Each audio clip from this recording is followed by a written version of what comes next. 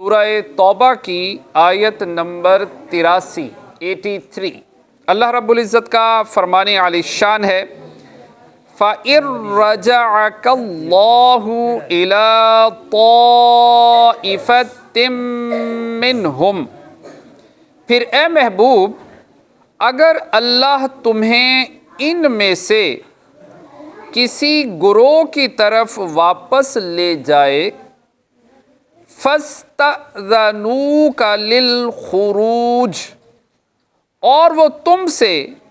جہاد کو نکلنے کی اجازت مانگیں فَقُلْ لَن تَخْرُجُوا مَعِيَ أَبَدًا، تو تم فرمانا تم کبھی میرے ساتھ نہ چلو وَلَن تُقَاتِلُوا مَعِيَ عَدُوًّا، اور ہرگز میرے ساتھ کسی دشمن سے نہ لڑو اِنَّكُمْ رَضِيتُمْ بِالْقُعُودِ أَوَّلَ مَرَّةٍ،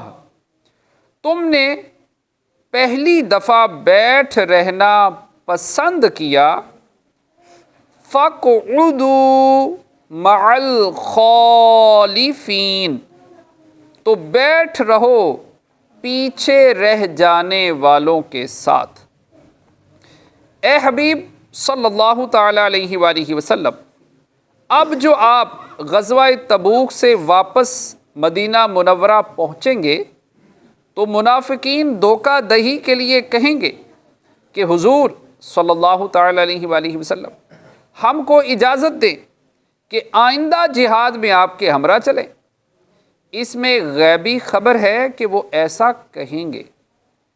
اب اگر منافقین جہاد میں چلنے کی اجازت مانگیں تو ان سے فرما دو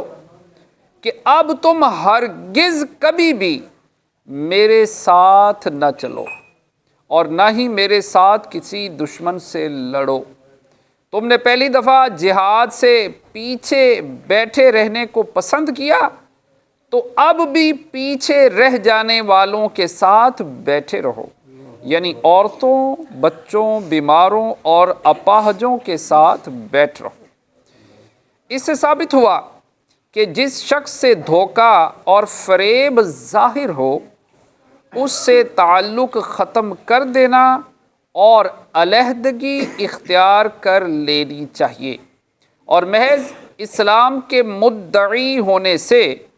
کسی کو ساتھ ملا لینے کی اجازت نہیں ہوتی۔ اس لیے اللہ تعالیٰ نے اپنے نبی صلی اللہ تعالیٰ علیہ وآلہ وسلم کے ساتھ منافقین کے جہاد میں جانے کو منع فرمایا۔ آج جو لوگ کہتے ہیں کہ ہر کلمہ گو کو ملا لو اور اس کے ساتھ اتفاق و اتحاد کرو، یہ اس حکم قرآنی کے بالکل خلاف ہے۔ اس حکم میں ایک حکمت یہ بھی ہے کہ اگر مومنوں کے ساتھ منافقوں کو بھی کسی اہم مہم میں شامل کر لیا جائے تو وہ مسلمانوں کے دلوں میں نفاق پیدا کرنے کی کوشش کریں گے، جیسے بہادروں کے ساتھ اگر بزدلوں کو بھی کسی مہم میں بھیج دیا جائے تو وہ بزدل اپنی حرکتوں سے بہادروں کے قدموں کو بھی لغزش پیدا کر دیں گے۔ صلو علی الحبیب۔